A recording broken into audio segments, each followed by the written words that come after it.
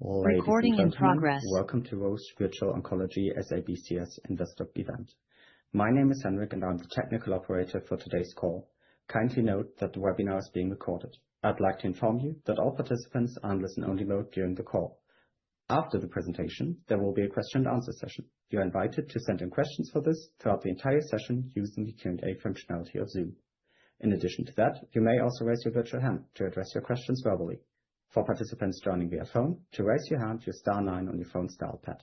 When you then get selected to ask your questions, please follow the instructions from the phone, press star 6 to unmute yourself. One last remark, if you'd like to follow the presented slides on your end as well, please feel free to go to roche.com/investors to download the presentation.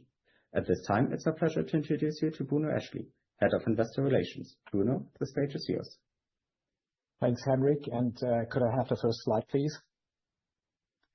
So welcome to our 8th and last IR event for 2025, focusing on the phase 3 lidERA results for giredestrant in early ER-positive breast cancer, which just got presented yesterday at the San Antonio Breast Cancer Symposium. As an upfront remark, let me just point out also the event originally had been scheduled for 60 minutes. We have now planned for 90 minutes just to make sure that we have enough time that we can take all your questions, which I'm sure there will be plenty of them. So let me quickly go through today's agenda. I will start today by providing a quick update on the big picture. I thought this might be needed considering the dense and impactful news flow we experienced in the fourth quarter. And following myself, the second speaker will be Maura Dickler, a Vice President and our Global Head for Breast and Gynecologic Cancers Product Development. Maura will provide us an update on our expanding breast cancer portfolio, highlighting future development opportunities, as we have several assets already in the clinic, which could become important combination partners in future development programs. Our second speaker for today will be Dr. Aditya Badia. Aditya is an MD, MPH. He's a fellow of the American Society of Clinical Oncology and a professor of medicine at the Geffen School of Medicine at the UCLA. He was a principal investigator in the lidERA study and was a member of the trial's steering committee. Dr. Badia will take us again through the phase 3 lidERA results for giredestrant in early ER-positive HER2-negative breast cancer in the adjuvant setting, which he also presented yesterday at the San Antonio Breast Cancer Symposium. Afterwards, we'll start our Q&A session. In addition to our two speakers, we will be joined for the Q&A by Levi Garraway, our Executive Vice President and Global Head of Product Development and Chief Medical Officer, by Aymer El-Aroudi, our Lifecycle Leader for Hormone Receptor Positive Breast Cancer, Pablo Perez Moreno, our Global Development Leader for giredestrant, and by Stefan Frings, our Deputy Chief Medical Officer. Could I have the next slide, please? Before we get started, I just wanted to quickly summarize the Q4 news flow and provide an update on the pipeline, some peak sales expectations, and the overall outlook. As summarized on this slide, we had 3 major positive readouts in Q4, which when taken together have a significant impact on Roche's long-term investment case. So on the left side, you see the phase 3 results for Gazyva in kidney disease. As you know, we just announced the US and EU approvals for Gazyva and lupus nephritis. And in addition, in Q4, we communicated positive phase 3 results in SLE, which comprises a significantly larger patient population. The SLE data are now planned to be presented at an upcoming conference, so it's probably SL Euro in March. And we also announced positive phase 3 data in INS, with data to be presented at the World Congress of Nephrology, also in March of 2026. As you can see here, there is one additional phase 3 study in membranous nephropathy to come in 2026.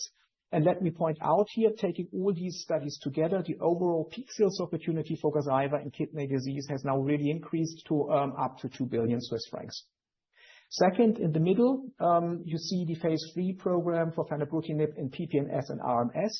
In Q4, we announced a positive phase 3 outcome for fenebrutinib in PPMS, which is the only study benchmarking a BTK versus a CD20 antibody. And in addition, we announced the first positive phase 3, FENhance 2 in RMS. The second parallel study, FENhance 1, is to read out in first half of 26. Overall, we believe fenebrutinib has now potential to become a best-in-disease medicine, and we have raised our peak sales expectations from 2 to 3 billion to more than 3 billion. I can also confirm already that the PPMS data will be presented at ACTRIMS in February, whereas the RMS data will be presented at another conference once we have the FENhance data, FENhance 1 data available.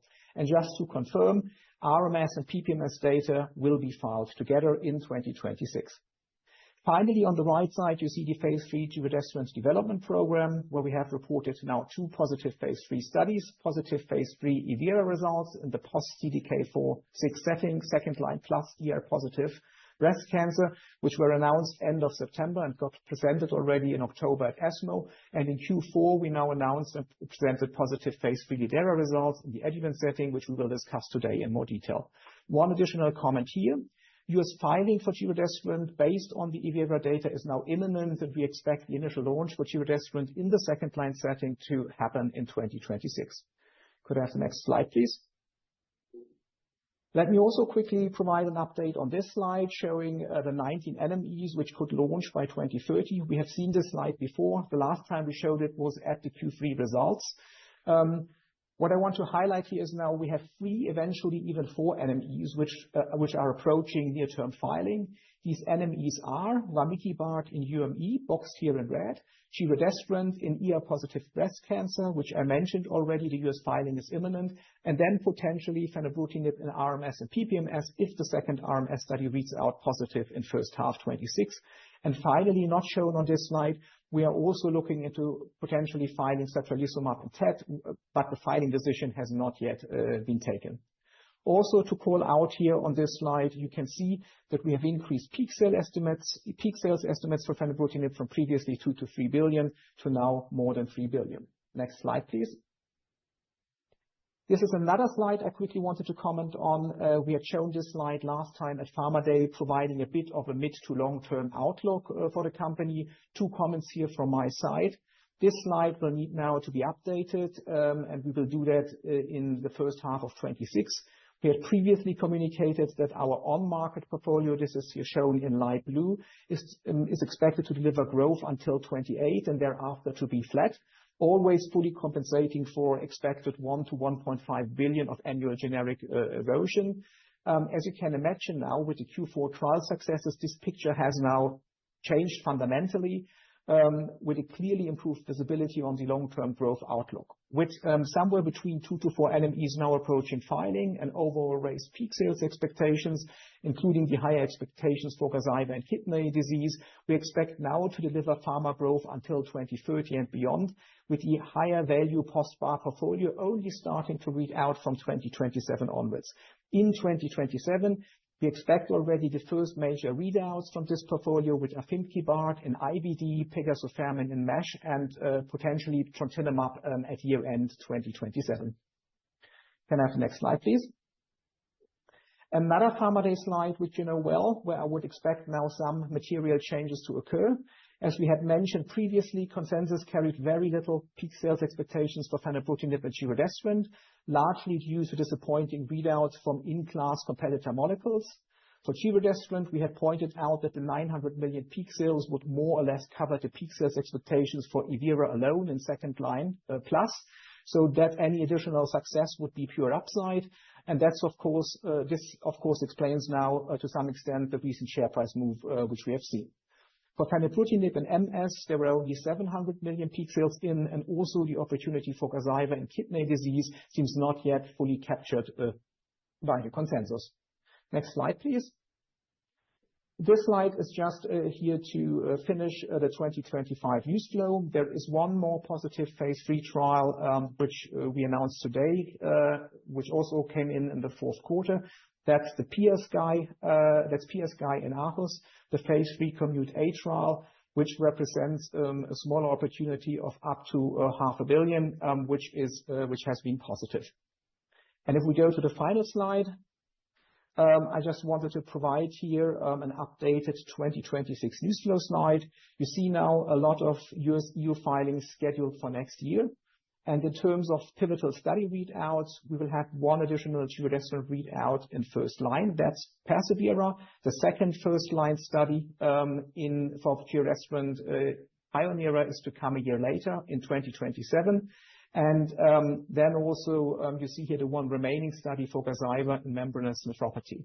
We also have additional line extensions reading out next year for Itovebi, our PI3 kinase inhibitor, which is developed in ER-positive and HER2-positive breast cancer, as well as Lunsumio in follicular lymphoma. And we have the first pivotal readouts for two new molecular entities, for divarasib, our second-generation KRAS G12C inhibitor to be developed in non-small cell lung cancer, and for Safaxasen, our factor B antisense oligonucleotide developed in IgAN. And with respect to the earlier pipeline, 2026 will be the year of our obesity CVRM portfolio, with all NMEs having phase 2 readouts. And with that, I will close my upfront remarks and hand over to Maura to run us through our emerging breast cancer franchise. Maura, please. Yeah, thank you, Bruno. And next slide. And today, I'm excited to share our strategy for our breast cancer franchise at Roche. Breast cancer is one of the 4 end-to-end oncology disease areas where we will focus to accelerate innovation from discovery through launch and to expand our leadership to ER-positive breast cancer. We have rebuilt our breast cancer pipeline with clear focus on key priority pathways and are accelerating our timelines to best position the breast franchise for success. Next slide. We would like to share with you our current pipeline in solid tumor oncology. In breast cancer, we have one of the strongest portfolios. Giredestrant has become the focal point of this program, as it has the potential to serve as a new endocrine therapy backbone in ER-positive breast cancer. We are also well positioned to develop combinations with our molecules to inhibit aberrant signaling pathways that drive breast cancer progression. Next slide. ER-positive, HER2-negative breast cancer represents a significant market opportunity, accounting for about 70% of breast cancer. In addition, ER-positive, HER2-positive disease constitutes another 9%, which represents more than 50% of the HER2 population. The majority of these patients are diagnosed with early-stage disease, and therefore adjuvant endocrine therapy constitutes the largest population of patients. There remains an unmet need for more effective and tolerable therapies with improved adherence to increase the chances of cure. Next slide. Presently, we are building upon Roche's pioneering work developing transformative therapies in HER2 and also focusing on other key signaling pathways that underlie breast tumor dependencies.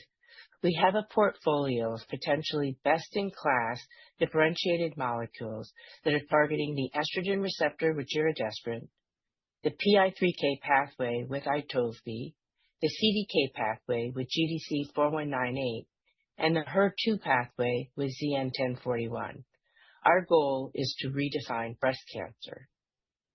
Next slide. Despite advances in treatment, a high unmet need remains in ER-positive breast cancer. Up to 1/3 of patients on adjuvant endocrine therapy eventually develop a recurrence. Existing endocrine therapies have incomplete suppression of the ER pathway and contribute to adverse events.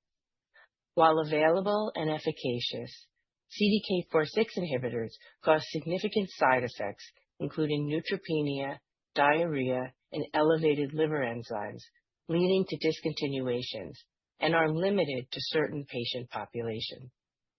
In the first-line metastatic setting, more than half of patients experience progression within 2 years on endocrine therapy and CDK4/6 inhibitors, and many patients become resistant to subsequent endocrine therapies. Next slide. Giredestrant is a next-generation oral SERD and full ER antagonist designed to drive deep inhibition of ER signaling. Preclinical data demonstrates greater potency of giredestrant compared to other SERDs, and we are presenting supportive preclinical data at this conference. Giredestrant demonstrated superior antiproliferative activity with significant reduction in P67 and ER expression in both the Coopera and the Empress trials. Ki-67 reduction predicted outcomes of adjuvant endocrine therapy trials. Importantly, giredestrant was well tolerated with no dose-limiting toxicities. Next slide. In the AVERA trial, giredestrant plus everolimus demonstrated a statistically significant and clinically meaningful improvement in progression-free survival in the ESR1 mutant and ITT populations after CDK4/6 inhibitors compared to the standard of care endocrine therapy plus everolimus. There was an overall survival trend favoring the giredestrant arm across these subgroups. The giredestrant plus everolimus doublet had a manageable safety profile, including no photoxia. We are presently sharing these results with health authorities. Next slide. We have initiated a broad clinical development plan for giredestrant across patient populations.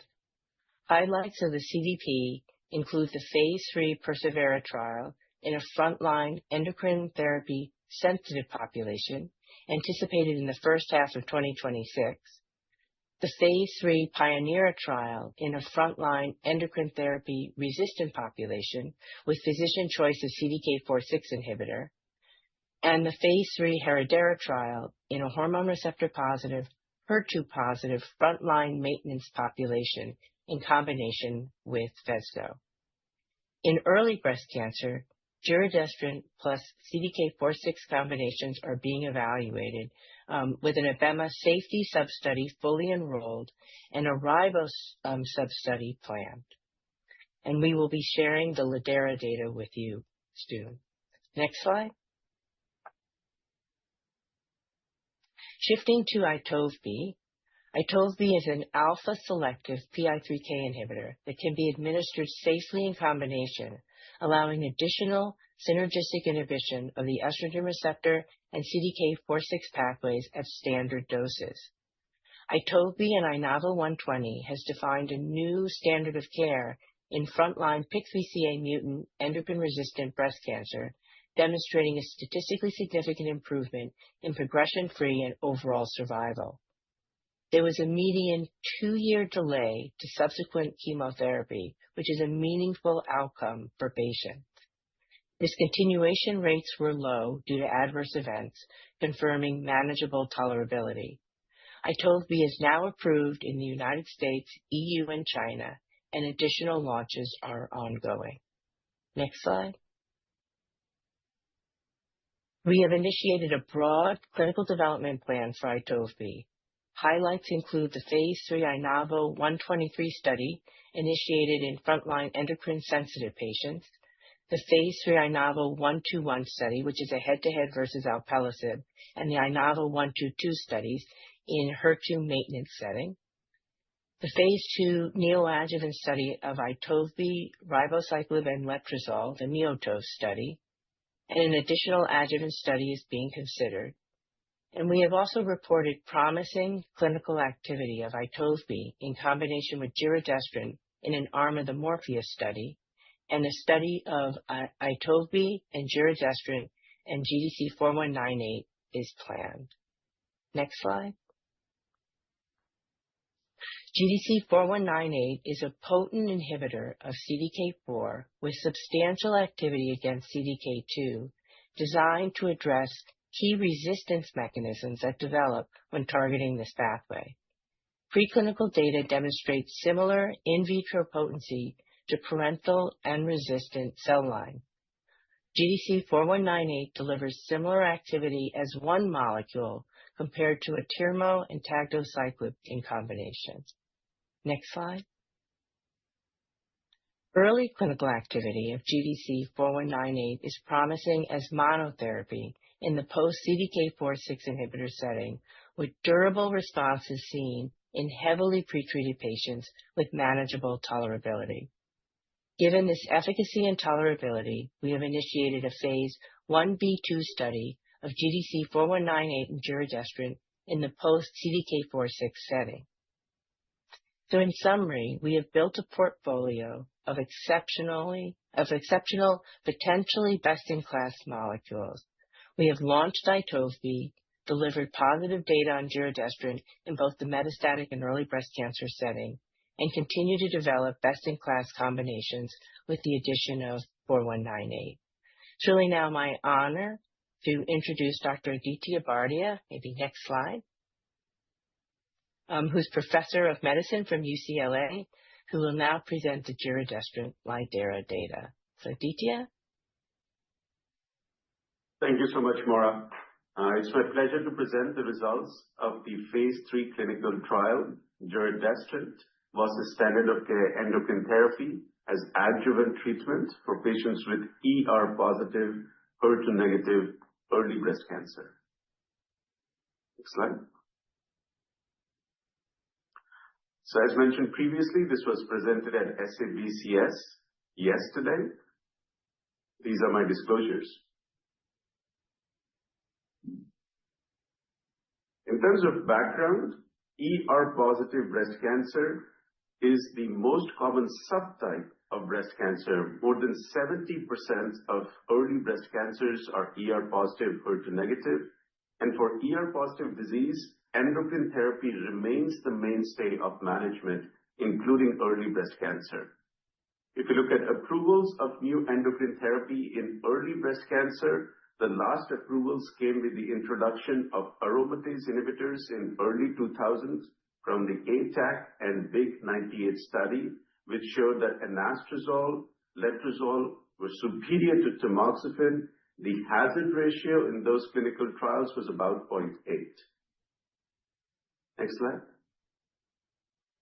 More recently, we've seen CDK4/6 inhibitors in combination with endocrine therapy that have shown increased efficacy, but have also introduced associated toxicities. Moreover, many patients discontinue treatment early because of safety tolerability, thereby increasing risk of recurrence. So clinically, there's an unmet need to have a therapy that's more effective and better tolerated in the adjuvant setting. Next slide. Giredestrant, or GDC-9545, is a next-generation oral SERD.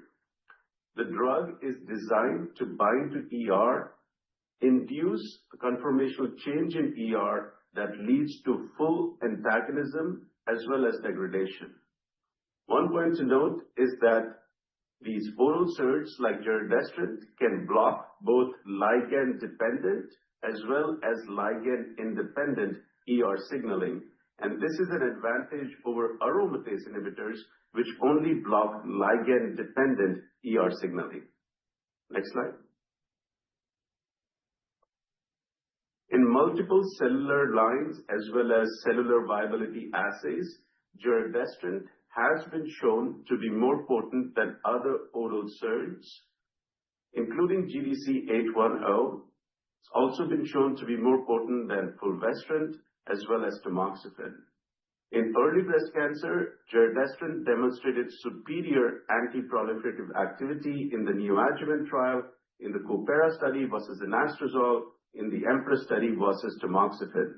As was mentioned by Dr. Dickler previously, we know that suppression of Ki67 in the neoadjuvant setting is a strong surrogate marker for improvement in invasive disease-free survival.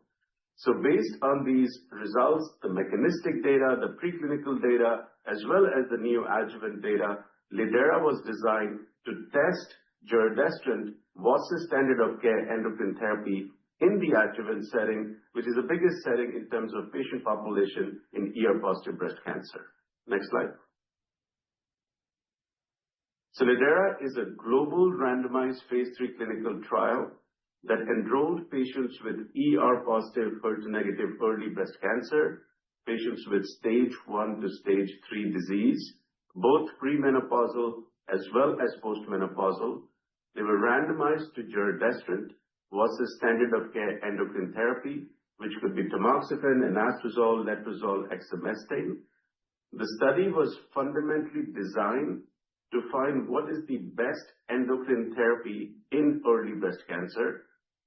In this trial, patients who were premenopausal also received ovarian function suppression, and that becomes relevant as we talk about AEs related to this trial. Patients received ovarian function suppression with giredestrant, AIs. It was optional with tamoxifen, but majority of patients who received tamoxifen also received ovarian function suppression. Giredestrant is also being combined with abemaciclib in the adjuvant setting. That's the lidERA breast cancer sub-study. Next slide. The primary endpoint of the trial was invasive disease-free survival, and this was performed in the intention to treat population, was analyzed using the log rank test, and it was considered positive if the IDFS analysis was statistically significant with a two-sided p-value of less than 0.02. The pre-specified efficacy interim analysis occurred when 336 IDF events were observed, and at this time, interim overall survival analysis also occurred based on the hierarchical statistical design. Assigned protocol therapy and follow-up will continue till final overall survival analysis. Next slide. In terms of patient flow, 4,170 patients were randomized 1-to-1 to giredestrant was a standard of care endocrine therapy. Majority of the patients, 84% of the patients, received aromatase inhibitor in the standard of care endocrine therapy arm, and 16% received tamoxifen. The median follow-up at the time of data cutoff was about 32 months. If we look at treatment discontinuation, at the time of the data cutoff, 347 patients had discontinued giredestrant and 520 had discontinued standard of care endocrine therapy. Next slide. In terms of baseline demographics, they were well balanced between the two arms in terms of race, region, menopausal status. About 40% of patients in this trial were premenopausal. In terms of disease characteristics, about 50% of patients in the trial had stage 2 disease, about 40% stage 3 disease, and about 10% stage 1 disease.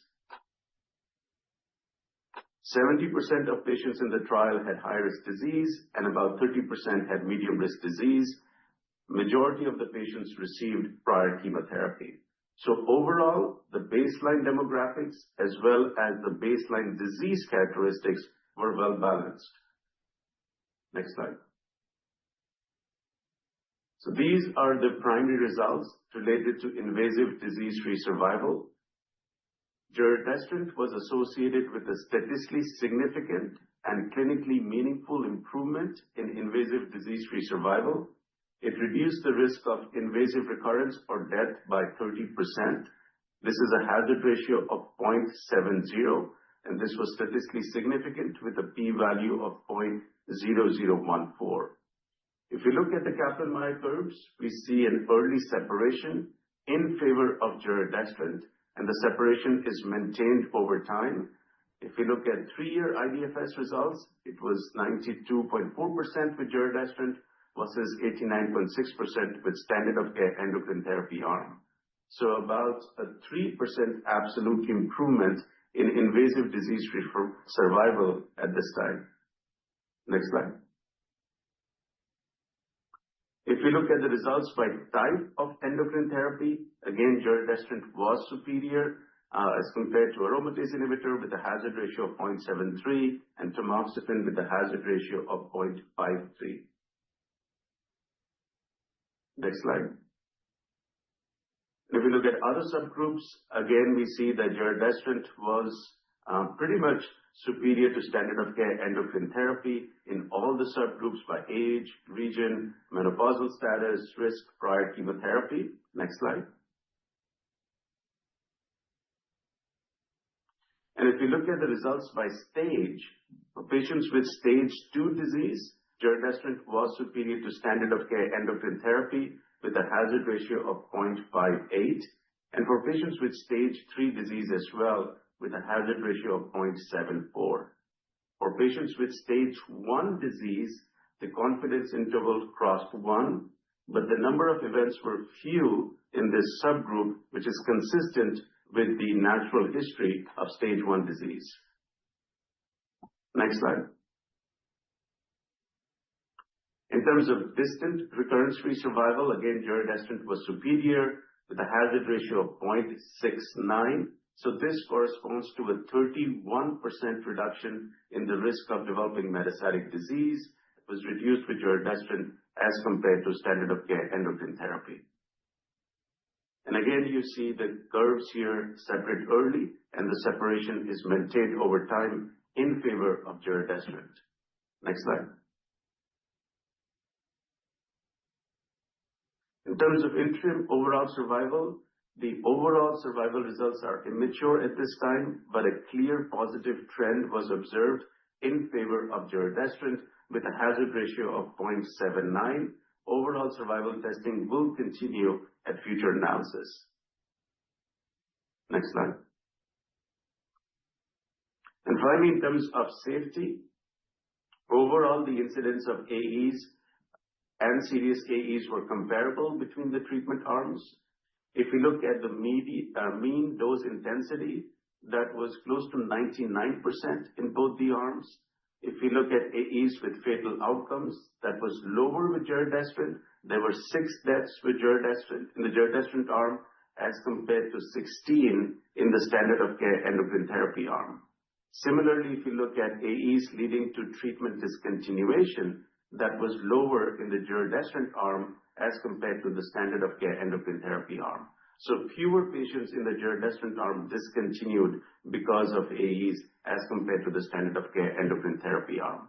In terms of the percentage, it was 5.3% discontinuation in the giredestrant arm versus 8.2% in the standard of care endocrine therapy arm. Next slide. And if we look at the type of AEs, this volcano plot summarizes the specific AEs. Arthralgias were the most common AEs seen in both the arms.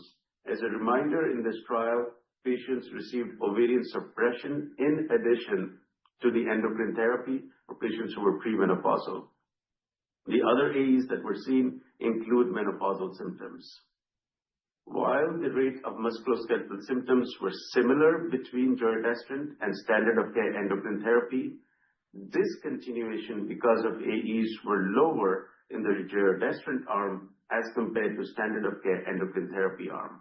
So if we look at musculoskeletal disorders, the rate of discontinuation was 4.4% in the standard of care endocrine therapy arm, and in the giredestrant arm, it was lower, 1.8%. In terms of AEs that were higher with giredestrant, that included bradycardia. Majority were grade 1. So a reminder, grade 1 bradycardia is asymptomatic. It does not need any treatment, hold, or discontinuation, and no medical intervention is needed for grade 1 or asymptomatic bradycardia. This is something that's picked up on routine monitoring. There were no grade 3 or grade 4 events in terms of bradycardia seen in both the arms. And then finally, venous thromboembolic events that was lower in the giredestrant arm, grade 3, grade 4, as compared to the standard of care endocrine therapy arm, which also included tamoxifen that can induce venous thromboembolic events. Next slide. So in summary, since the approval of AIs in 2000s up to almost 25 years, lidERA is the first study in the adjuvant setting to demonstrate benefit with a novel endocrine agent in early breast cancer. Next slide. With a median follow-up of 32 months, lidERA demonstrated a statistically significant and clinically meaningful improvement with upfront giredestrant versus standard of care endocrine therapy in ER-positive, HER2-negative, stage 1 to 3 early breast cancer. The invasive disease-free survival hazard ratio was 0.70. The 3-year invasive disease-free rate was 92.4% versus 89.6%. So that's about 3% absolute improvement in IDFS. Overall survival also trended in favor of giredestrant, and distant recurrence-free interval was improved with giredestrant versus standard of care endocrine therapy with a 31% reduction in the risk of developing metastatic disease. Next slide. And in terms of safety, that was favorable and consistent with the known safety profile of giredestrant.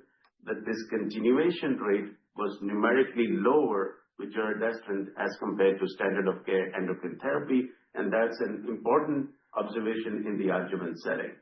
So overall, the results support giredestrant as a potential new standard for patients with hormone receptor positive, HER2 negative early breast cancer.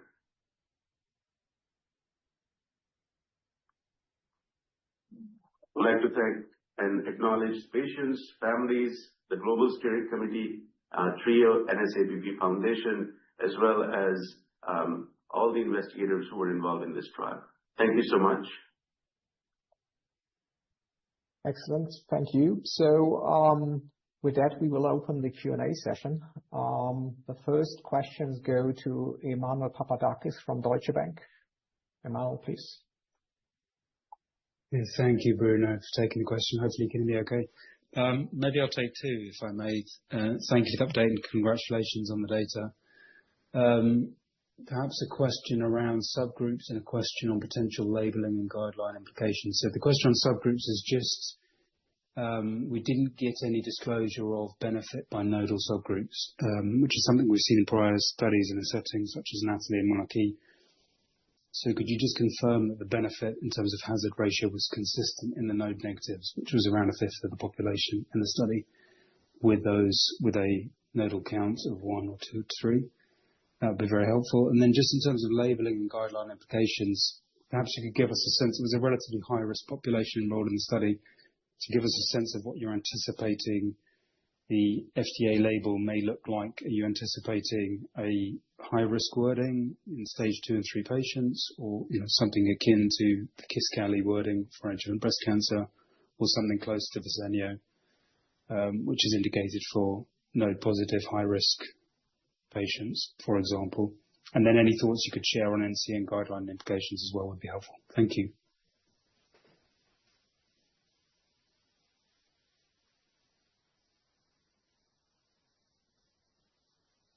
Who wants to take the first question, maybe on the subgroups?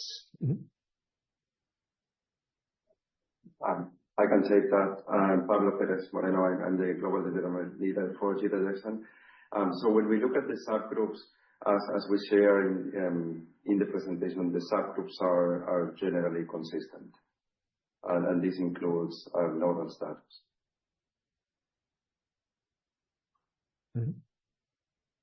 The stage was reflective of the nodal status.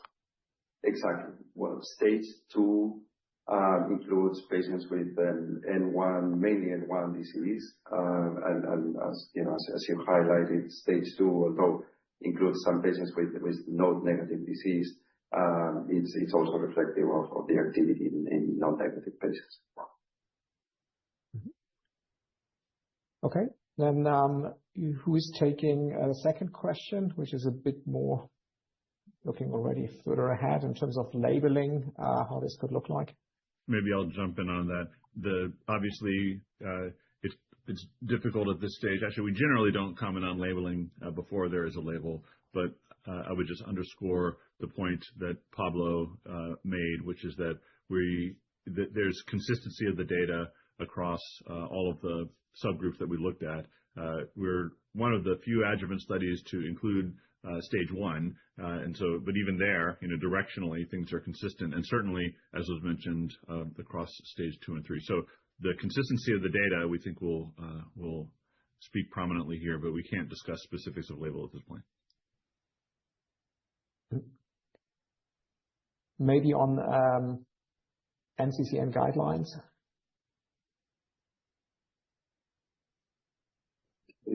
Absolutely. In terms of NCCN guidelines, the study met its primary endpoint, and IDFS was analyzed in the intention to treat population. So we would expect, in terms of guidelines, that the drug will be used in stage 1 to stage 3, because that was the primary endpoint. And so in terms of guidelines, this would be in the upfront setting, in the adjuvant setting, as an option for patients with stage 1 to 3 ER-positive breast cancer. Emmanuel, did this answer your question? Yeah, that's very helpful, and I'll circle back in the queue if there's time then. Thank you. Okay, excellent. So our next questions go to Colin White from UBS. Colin, please. Hi, thank you for taking my questions. Colin White from UBS here. It's a follow-on, I guess, to Emmanuel's question. We've been getting a lot of questions, given that CDK4/6 inhibitors are used in a medium to high risk population, just how broadly giredestrant will be used. I was wondering if Dr. Badia could comment how much it would be used in the lower risk patients from the lidERA criteria, assuming it has a label, how much you think it might be used in even lower risk patients, that 55% of patients who identified as lower risk, and also the potential for use after a CDK4/6 inhibitor. That's my first question. And then my second question is a little bit about the difference between lidERA study and other adjuvant studies, which we're expecting, where patients in lidERA had only had less than 12 weeks of endocrine therapy, whereas for some other studies like Cambria-1 or EMBER-4 for other oral SERDs, they've had about 2 years of prior endocrine therapy. So just comments on how we'll be able to maybe assess that data, and if it's an advantage that Roche has shown, a benefit in patients that had such little previous endocrine therapy. That's my questions. Thank you. Great question about CDK4/6 inhibitors. So I would break this down by stage. lidERA included patients with stage 1 disease. Those patients were not included in NATALEE or monarchE. So if the drug is approved for patients with stage 1 disease, this would be the only endocrine therapy option without a CDK4/6 inhibitor. In patients with stage 2 disease, that was also included in NATALEE. So there is some patient overlap. And ultimately, it will be a discussion between the patient and the provider, talking about the efficacy, which looks very favorable. If you do cross-trial comparisons with its caveats, the hazard ratio in NATALEE was about 0.75. In lidERA, it was 0.70. These are cross-trial comparisons. And we would also talk about toxicity when we talk to a patient about a drug. So both efficacy as well as toxicity. With CDK4/6 inhibitors such as ribociclib, common toxicities that are seen include increase in liver enzymes, QTc prolongation, as well as myelosuppression. So that will be a discussion in terms of the AE profile. And then in patients with stage 3 disease, there was overlap with monarchE. And again, it will be a discussion between the patient and the provider talking about the efficacy as well as the toxicity of these drugs, with abemaciclib, common toxicities, including diarrhea, myelosuppression. So based on the efficacy and the toxicity profile, these drugs would be used. Overall, it appears that as single agent, which is not surprising, the drug has lower toxicity as compared to combination therapy. So for the appropriate patient, giredestrant would be a good option to consider. Yeah, companies, trials. The second question.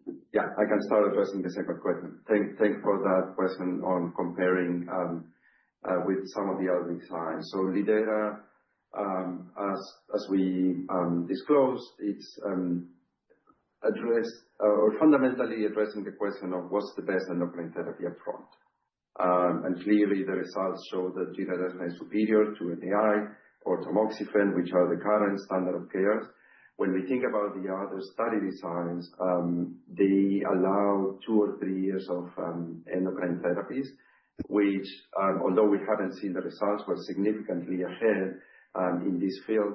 We anticipate that that is an option that may become available in the future. However, in thinking about how the landscape might shape, we believe that an upfront choice of a better endocrine therapy it's a better option for patients. And I believe the 12 weeks, which you mentioned, were just the feasibility to include patients who had already started, but then could then enroll the trial. Exactly. That's a common design, and sometimes patients as they are finishing their chemotherapy, they go through the radiation therapy or started on endocrine therapies.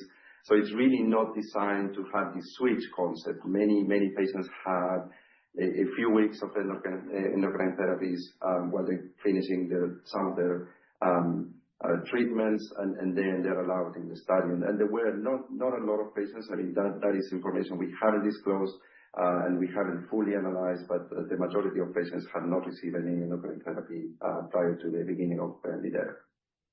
Maybe I'll just add one more point on this. Obviously, it will be a long time before there's any kind of comparison between doing a switch approach versus starting upfront with a particular endocrine therapy. However, in oncology, a guiding principle, especially with targeted therapies, is that you usually want to lead with your best option. It's not common in oncology that you would sit on the best medicine and wait till later. In general, you want to lead with your best options, especially if you have a chance to cure people, and especially if the safety, if the tolerability profile is favorable. So obviously, we can't speak about any data here because it'll be a long, long time before we compare, but that is a general guiding principle. And as Pablo pointed out, we have shown that giredestrant is superior to alternative endocrine therapies in the adjuvant setting. Thank you. Maybe the last point on the early separation of the IDFS curve. So we see already the effect of giredestrant kicking in at 6 months on IDFS. But then consider in CAMBRIA-1, when you only start after 2 years of endocrine therapy, this benefit is already lost for patients. You have already patients relapsing. So very clean design lidERA, very clear answer, and it's superior and in line with what CDK4/6 inhibitors are showing as well. Colin, did this answer your questions, or you have a follow-up question? Yeah, no, that's great. Thank you very much. Mm-hmm. Very good. Next questions go to Peter Verdult from BNP Paribas. Peter? Yeah, thank you, Bruno. Pete Verdult here from BNP. Thanks to all the speakers for your time. Just two maybe for Dr. Bardia, just a variation on a theme. I don't think you'll be surprised, but just interested to explore a little bit more how you think the standard of care in adjuvant breast cancer change in light of lidERA. I mean, when you speak to people like Fabrice Andre at the Roche or Prof. Johnson at Royal Marsden, they're convinced are going to be treatment practice changing. The discussant yesterday, perhaps a little bit more reserved in the absence of sort of SERD combo data with CDK4/6. So interested in your view, Dr. Bardia, were giredestrant hypothetically approved tomorrow, how widely you be using it in your treatment practice? And then just a question on crystal ball gazing.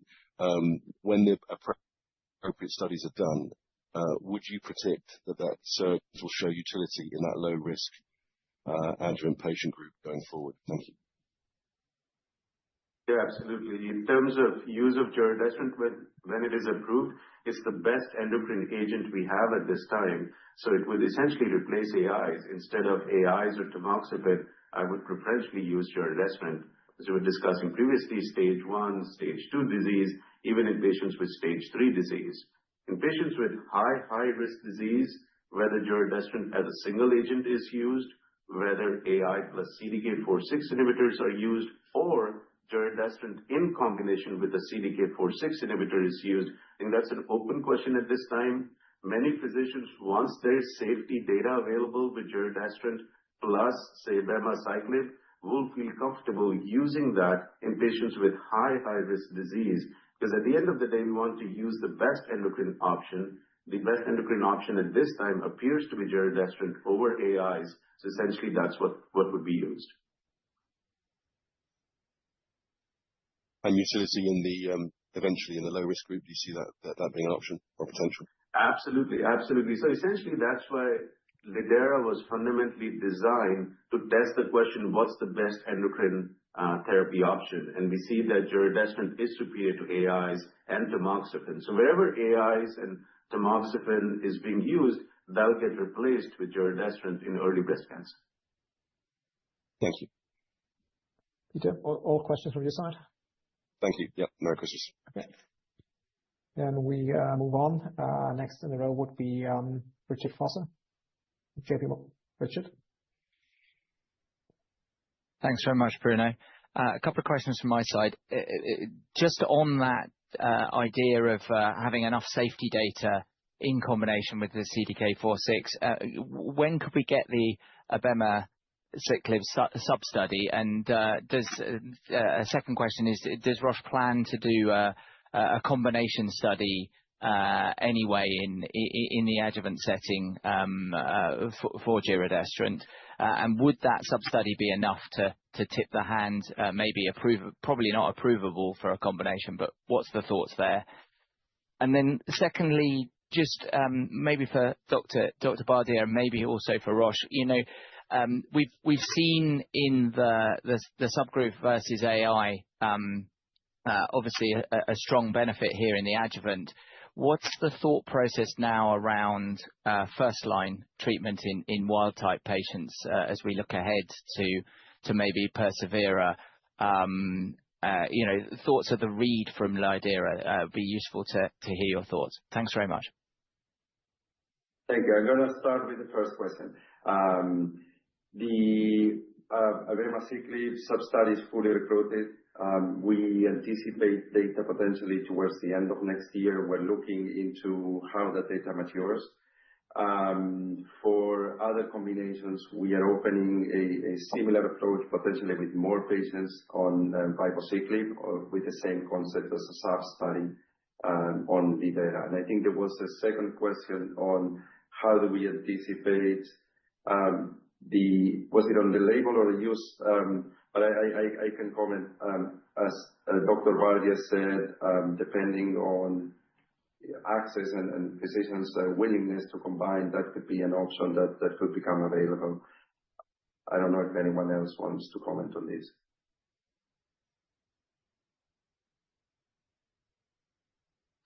Maybe I could just jump in about sort of other additional studies that are planned. We're really considering our options now, and are not able to publicly discuss that presently, but are definitely exploring, multiple options to consider. Maybe I'll jump in on the read-through or not to persevERA. I mean, one thing that's clear is that giredestrant, when breast cancers are dependent on the estrogen receptor for viability, giredestrant can perform extremely well. We've now seen that in the metastatic setting, where the second-line metastatic setting, where ESR1 mutations essentially mark the tumors that still depend on the estrogen receptor. They perform very well there. And now we've seen it in the adjuvant setting. All of those patients are, by definition, dependent on ER signaling. It has worked very well there. So clearly in the front line, the likelihood that it's successful certainly hasn't gone down with these results. However, we do need to caveat it. This is now data in combination with the CDK inhibitor. So we certainly the chances are reasonable, but we have to be cautious because it's a different context, a different treatment combination. So we just have to see how the data plays out. But certainly the overall scientific hypothesis remains very strong for the persevERA study.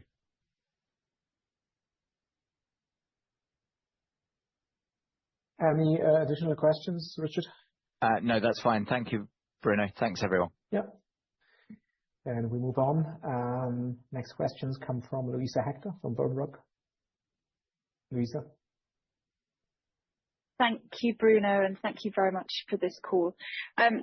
In terms of lidERA, do you think that regulators and doctors will want to see some longer-term efficacy data for approval or for adoption?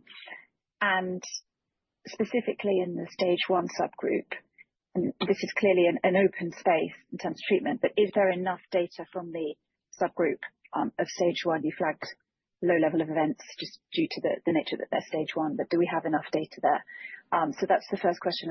I'd love to hear from Dr. Bardia on that. And then I wanted to check, in terms of recruitment into lidERA, was everything broadly as you planned it, sort of stage 1, comparator arms, and then check on the US subgroup, because you showed 40% or so in US and Western Europe. Can you just confirm you have enough US patients as well within that recruitment criteria? Thank you. Yeah, in terms of use based on the data, I would say yes. And we have historical precedents. If you look at the monarchE results or the NATALEE results, they were presented with a median follow-up that's very similar, and we had 3-year IDFS results, and that led to the uptake of these agents. So we have precedents that as long as the curves separate, and we're seeing good separation of the curves, we know that over time this will be maintained. This drug also has lower toxicity as compared to standard of care endocrine therapy. So once it's approved, I think there'll be a lot of enthusiasm in terms of using this drug, not only from an efficacy perspective, but also a tolerability perspective, which is critical in the adjuvant setting. And that's why I feel even for patients with stage 1 disease, we would be enthusiastic about using this drug because of the excellent safety profile. Yeah, and for regulatory authorities, it's about benefit risk. Keep in mind when Monarchy and NATALEE trials reported, they added a lot of tox in comparison, certainly what we see here with lidERA, where we have even some benefits on toxicity. So from a benefit risk perspective, IDFS is an approvable endpoint. Overall survival is showing clearly pointing in the right direction. There should be no impediment, what we currently see from authorities, which would put a showstopper in front of us. And I think there was another question on US recruitment. And to follow up on this, of course, we're going to continue to follow up on the study. We expect the results to remain consistent, and we're going to continue reporting as the data matures. US recruitment was close to 10% in this study, so we believe that's a significant representation from the US. And as we disclose, if we consider US or North America plus Western Europe, is about 40%. Luisa, any additional questions? That's great. Thank you, Bruno. Thank you, everyone. Yep. Next questions go to James Quigley from Goldman Sachs. Great. Thanks, Bruno. Hope you can all hear me, and thank you for doing the call. So, 2.5 questions from me. So, just following up, Levi, on the probability of success for persevERA and your comment on the endocrine sensitivity. So, you had that predictive transcriptomic analysis that seemed to work pretty well for the adjuvant setting. But what does it look like in terms of the first line setting and endocrine sensitivity relative to adjuvant? And did you enrich persevERA for those patients who were more highly endocrine sensitivity, and what was the cutoff to assess that? Second of all, and just double clicking on the combination plan in the adjuvant setting, obviously you've got the sub-study with Verzenio. You've just mentioned that the Kisqali sub-study will be larger. But what do you need to show here? What evidence do you need in order to particularly gain reimbursement here? Or what level of evidence would you need to gain reimbursement support for the combination? Similarly, on that level, does it necessarily matter, or would it be a case of giredestrant plus GDC-4198 could be your combination strategy? Also would love to know if that could be combined into a single pill. And the half question, what are the filing plans in the US and globally for the adjuvant setting? Thank you. Maybe I'll start on the persevERA. So to a first approximation, we didn't enrich for endocrine sensitivity per se in the front line. Because certainly in the frontline setting, in the treatment naive setting, you don't really there's no mechanism to enrich for endocrine sensitivity. What we did do, however, is there is some enrichment for patients who had progressed relatively soon after receiving adjuvant therapy, because there was some evidence that given what we know about fulvestrant, for example, in kind of analogous settings, and given the bioavailability of giredestrant and its obviously ability to function as a potent SERD, we felt like there might be some advantage in such patient populations. So we will need to see whether or not that hypothesis plays out. But certainly there was no a priori way to enrich for sensitivity to endocrine therapy. So maybe I'll see if others want to take the follow-up questions.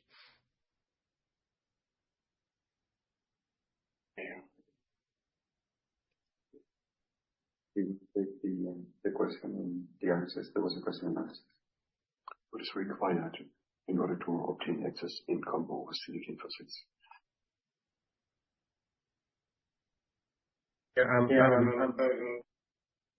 Sorry, I'm happy to take the question about the expectation for access. I mean, usually for guidelines, the efficacy endpoint is preferred.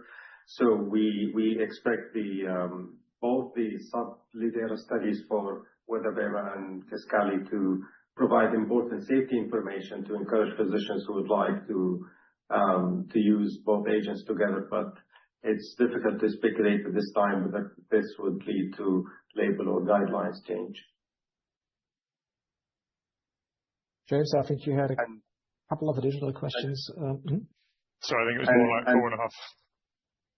Sorry. And definitely we're like having plans to combine giredestrant with the 4198 CDK, but we're also considering other plans to combine giredestrant with other CDKIs other than the 4198.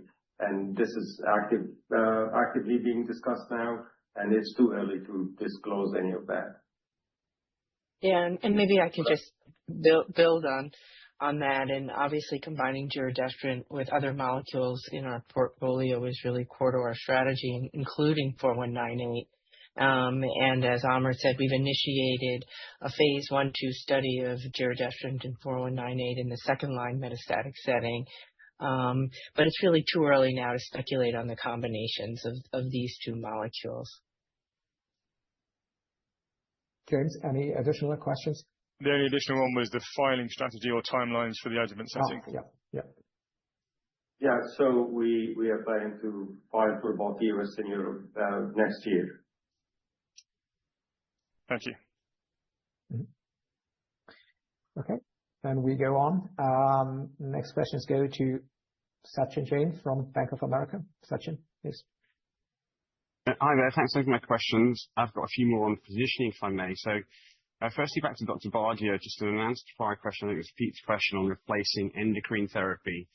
Was that in reference to where it's used as mono, or does that include where it's used as combo with CDK4/6? Obviously, one of the key debates in the market overnight has been the monotherapy endocrine usage is limited in that medium high risk given CDK4/6 usage. The second is if you could just comment to what percentage of the population you think is unique to thyroid. So you've commented that stage 1 is, but I wonder if you could overlap that. But I think it's your slide 20, which points to intermediate high risk being 50% of the population. Just trying to get a sense of what percentage of intermediate high risk you see as stage 1 that is unique to lidERA. And then the third question follows on the combination sort of topic. You talked to Kisqali Verzenio sub-study, but I wonder whether Persevera, which is the first stage for the combination, could actually support combination usage in the adjuvant setting. And apologies for the background noise. Great.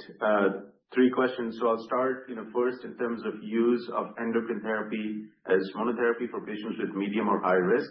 At the end of the day, we want to use an agent that is most efficacious and has lowest toxicity. That's the guiding principle in terms of treating patients with cancer, including breast cancer. Endocrine therapy plus CDK4/6 inhibitors showed that they were superior to endocrine therapy as a single agent, but that was with aromatase inhibitors, and the hazard ratio was 0.75, and that led to uptake of CDK4/6 inhibitors for, I would say, a number of patients with stage 3 disease, but it was less for patients with stage 2 disease, given the toxicities that we also see with CDK4/6 inhibitors. Even in the clinical trial, the rate of discontinuation of CDK4/6 inhibitors in NATALEE monarchE was between 15 to 20%, while in lidERA, this was less than 5%. So it just tells you more about the tolerability of the drug in this setting. Now, with lidERA, you see giredestrant in patients with medium as well as high-risk disease showed an improvement in invasive disease-free survival with a hazard ratio of 0.70. Again, cross-trial comparisons, but it looks favorable as compared to endocrine therapy plus a CDK4/6 inhibitor. So many physicians, particularly for patients with stage 2 disease or patients with stage 3 disease who have, say, one positive node, will consider giredestrant as a single agent to balance the efficacy with the toxicity profile.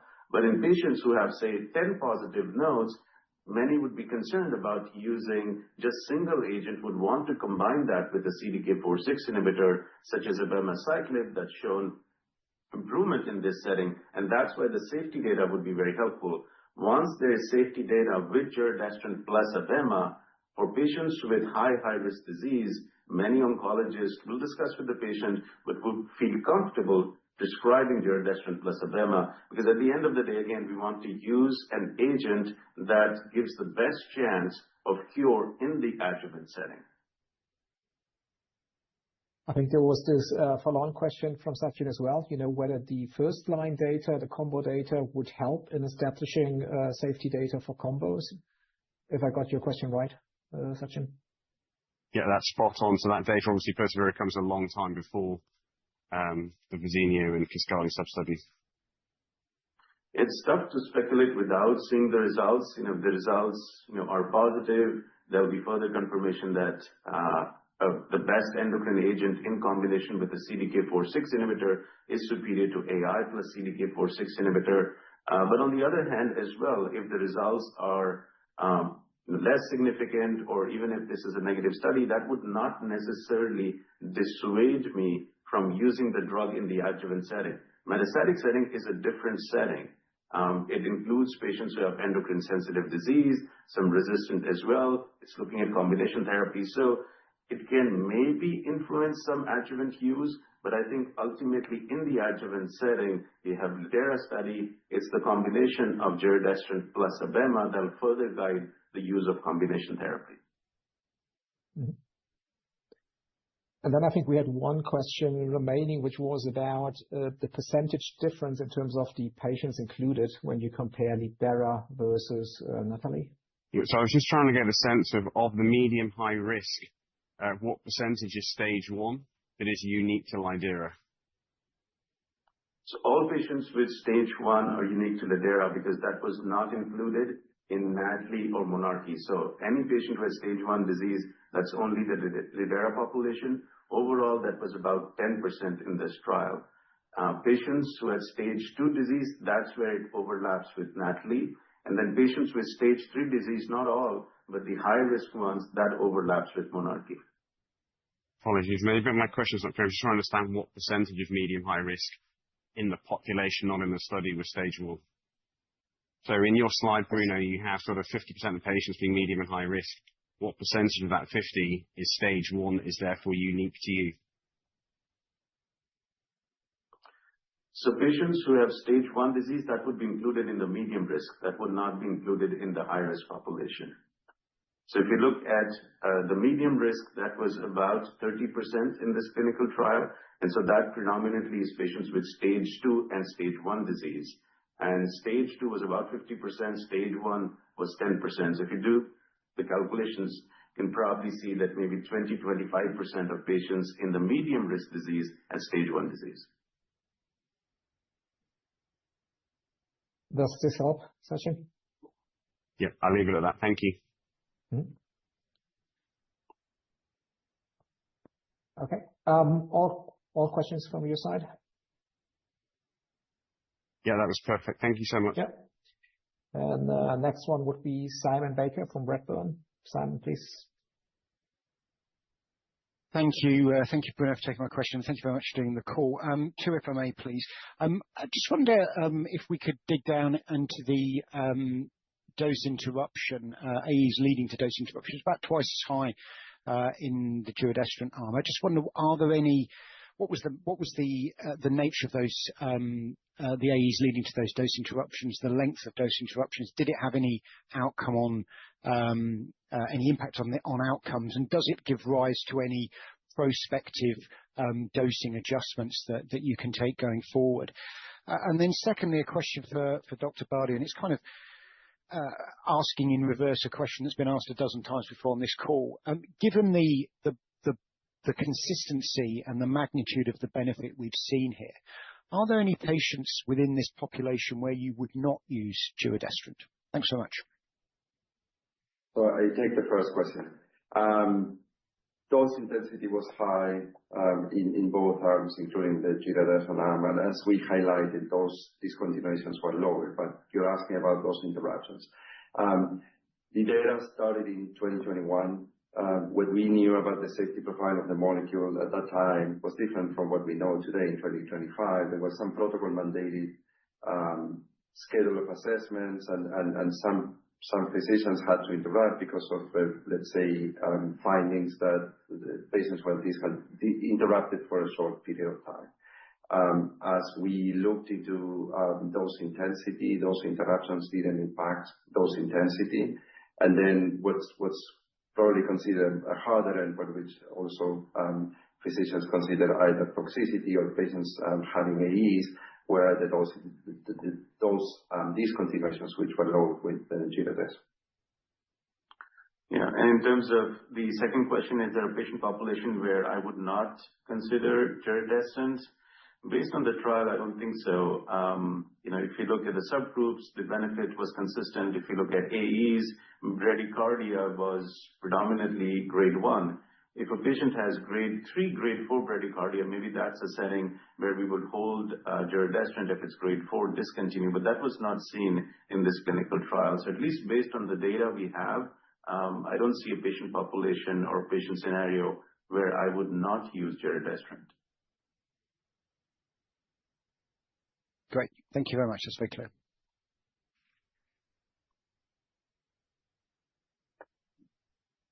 You're good, Bruno. Sorry. Yeah. Next questions go to Paul Kuhn from Cowen. Hi, this is Steve Scala from TD Cowen. I have several questions. I think you said 10% of lidERA patients were from the U.S.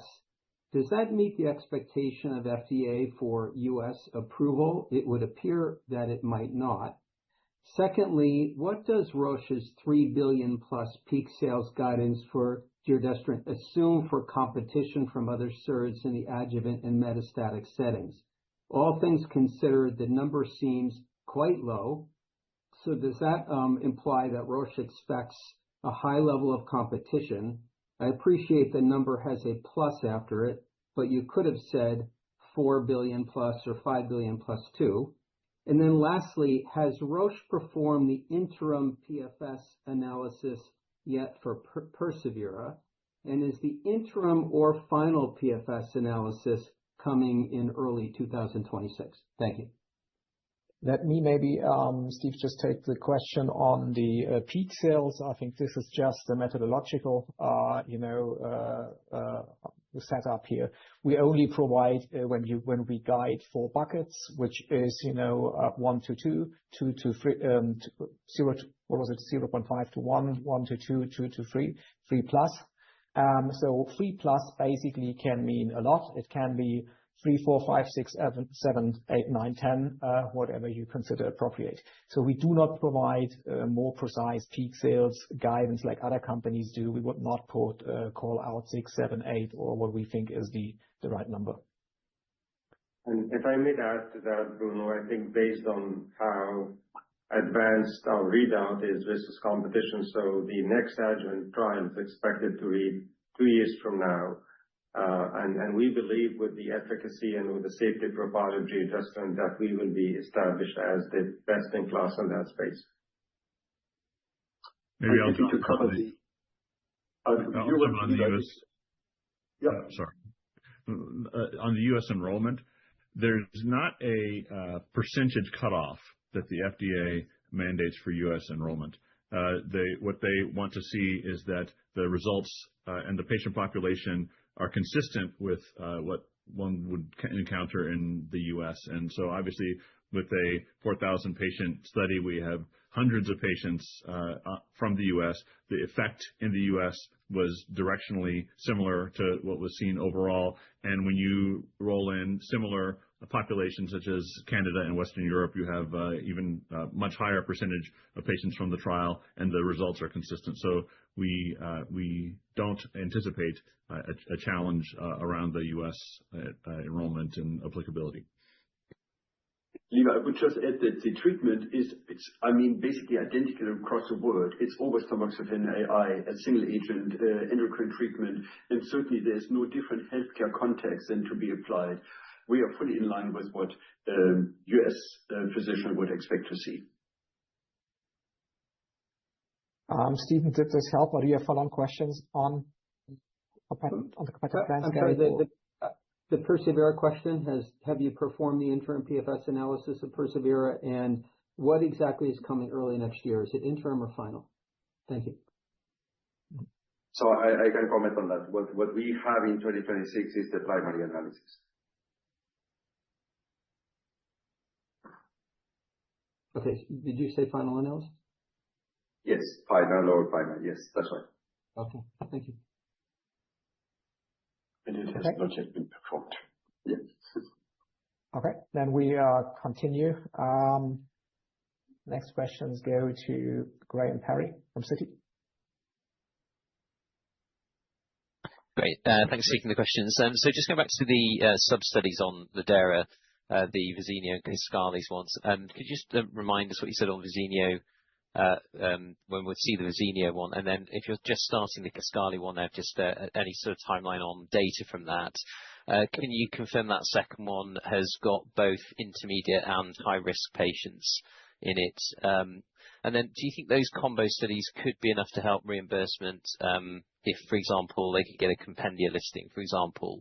And then the second question is just how to think about pricing analogs here. The aromatase inhibitors became generic quite a long time ago. They were substantially lower priced than oncology products today. And perhaps the closest comparator you'd have now would be CDK4/6, but perhaps just help us to think about how you're thinking about that at this stage. Thank you. So I'll start with the question on specific designs and timelines on the combinations with abemaciclib and ribociclib.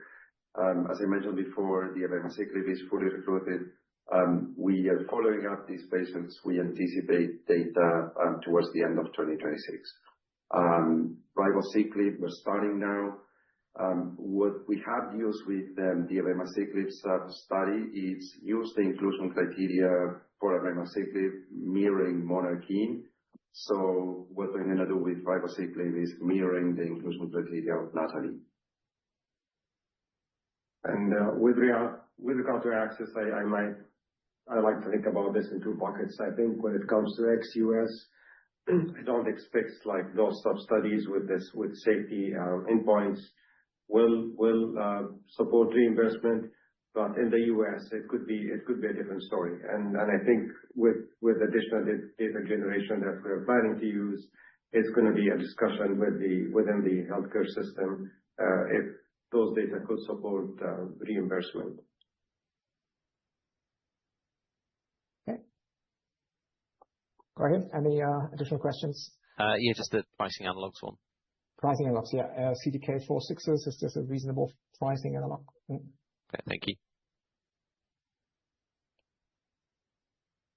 Normally we say too early, so we only will announce the price once we get approval.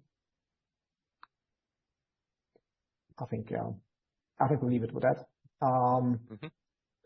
Okay. Any additional questions? No, that's great for me. Thank you. Okay. Then I think we will close the loop, and we have the final questions going to Emmanuel Papadakis. Emmanuel, please. Second set of questions. Yeah, thank you for letting me. I'll try and be quick. It was just a follow-up, or perhaps for Dr. Bardia, on your optimism on potential uses of monotherapy in the lower risk population. Just trying to understand that a little better, since you had 0 patients classified technically as low risk in the study. As you mentioned, it was less than 15% stage 1. In those, you had a 0.89 hazard ratio on IDFS. So just wanted to understand your optimism around potential clinical adoption in the lower to intermediate risk setting. Is that because you're expecting the regulatory agency may ultimately endorse a label explicitly encompassing the stage 1 population? Is it because you're thinking oncology guidelines would recommend use in those patients? Or is it just that you think physicians will be so keen to upgrade their endocrine therapy for patients, they'll do that regardless of either of those two things? And then maybe just to follow on pricing, we have had some benchmarks established within the SERD space by the recent approval in Lurio and, of course, Orserdu. There's been times in the past where Roche has been very willing to come in later and take a more egalitarian approach to pricing to open up access for a broader population. Is that something you would consider in this circumstance? It would seem presumably likely to access a broader population in the adjuvant setting. You might need to consider that. Thank you. So I can answer the question about patients with low risk or stage 1 disease. The optimism is because we feel that this is the best endocrine agent, based on the mechanistic, preclinical, as well as the clinical data that we've seen. And then also this is the agent that has a better tolerability profile in terms of discontinuation as compared to AIs. And if you look at the hazard ratio, it's trended in favor of giredestrant. It's just that the number of events are few. So we need more follow-up before we would have a statistically significant result, because at stage 1 disease, the number of events are few. But because this is an agent that we feel is the best endocrine agent and also has a safety profile that is very clean, that is the reason why we are optimistic about this agent, even for patients with stage 1 disease. In terms of when we would see the results, I think at this time, further follow-up is continuing. I think there was another question about pricing. If I understood the question correctly, please correct me if I'm wrong, that whether we would consider changing or adjusting the price based on the future patient population that would be approved through the giredestrant studies. If that's the case, I would say I think we're in a good situation that we have both evERA and lidERA positive that will inform our pricing assumptions, given that lidERA is going to be the broadest patient population. So I wouldn't expect future changes to the price based on subsequent study readouts. Thank you. Emmanuel, did this help? Yes. Certainly did, yeah, thanks. Okay. One more question coming in from Richard Foster, JP Morgan. Richard, please. Thanks, Bruno. It's just one follow-up to Emmanuel's question. Just in that low-risk population, the proportion of patients on tamoxifen, was it different? Did you have more tamoxifen use in the very low-risk stage 1 patients compared to letrozole or something else, or is it similar across the whole trial? Obviously, it might have implications for the efficacy advantage in those patients. Thanks. Thank you for the question. That's an excellent question. We unblinded the study 3 weeks ago, and we still don't have that answer. However, very much with your thinking, we anticipate that the use of tamoxifen is leaning towards patients who are either premenopausal or lower risk, but acknowledging that we don't have that data yet. Very good. Richard? Thank you very much. I was just saying thank you. Thanks, Bruno. Yeah. And there is one more question from Cowen, from Stephen Scala. Stephen, please. Thank you, and apologies. Another question about persevERA. So there was a planned interim analysis that was to be performed when 70% of progression-free survival events occurred. And you answered the question earlier citing the final analysis. So should we assume that the interim analysis has passed and the study is continuing to final?